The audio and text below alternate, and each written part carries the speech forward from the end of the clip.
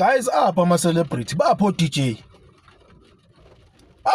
what makunje eSouth Africa silwisana nobugebengu ama DJ you'll never see them anywhere. Bapho DJ, and why should they always be silent when there are issues in South Africa? Yini ebenza ukuthi bona bangafuni ukukhuluma? Yini? Why bangakhulumi? Why ama DJ ama artists la eSouth Africa angakhulumi? In fact, why angasakhulumi? Because we know ukuthi before 94 we had artists who used to sing about issues in South Africa. Those artists were banned in South Africa. They had to even remake songs so that they sound differently. But if you're a black person, you would understand the message behind the song. Where are DJs? We're talking about drugs now. We are fighting in the drugs. We are fighting in the illegality in South Africa. We are fighting in the corruption in South Africa. Where are celebrities? Why are they quiet? Why are they quiet? The last time we heard celebrity, artists who were vocal about South African issues was before 94. Now, since we have about DJ what, you will never hear them speak about South African matters, but they want to be supported by South Africans. Kajani, where are they? Bapho Miriam Makeba bamanje, or Jonas Gwangwa bamanje, or Johnny Clegg bamanje. Where are they? Why are they quiet? What happened to Abo Huma Sigela bamanje?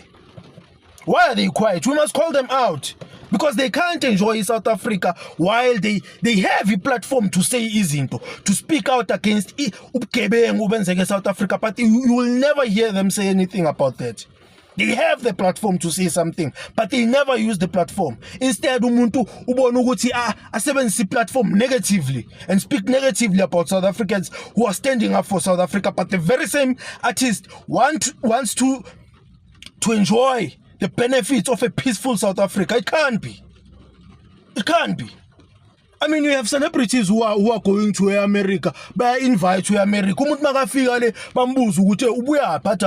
I come from a small city called Durban. What nonsense is that? Durban is it? Are you mad? We must call these people out. They can't enjoy South Africa when they are quiet. What annoys me the most is the fact that they have platforms to speak out. They chill with these ministers. They chill with them. Why we are going to stop chilling with you if you don't do izinto right? Why not? You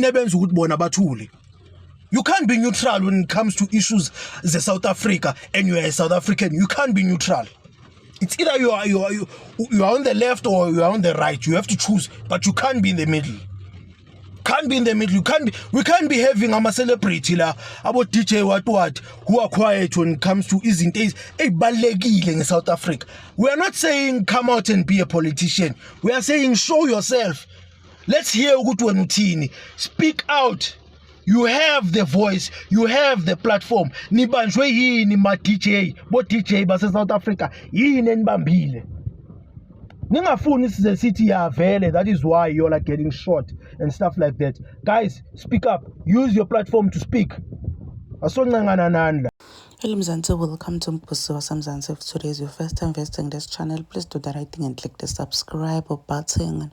Nangibhudu yabudala nakukuthi kungani ma celebrities ala Mzansi aquiet kangaka uma kwendeka into letifana naledi la South Africa. Crime isetulu didzakamiva indzaba yema foreigner ngeke uzuve obakhuluma anything. They are all quiet. Spot DJ uyasho ukuthi bathulile, ma artists athulile, ma celebrities nje awathingeni indzaba letifana naleti etseni sila sodwa indzaba yema foreigner, sila sodwa indzaba yetidzakamiva, indzaba ye crime.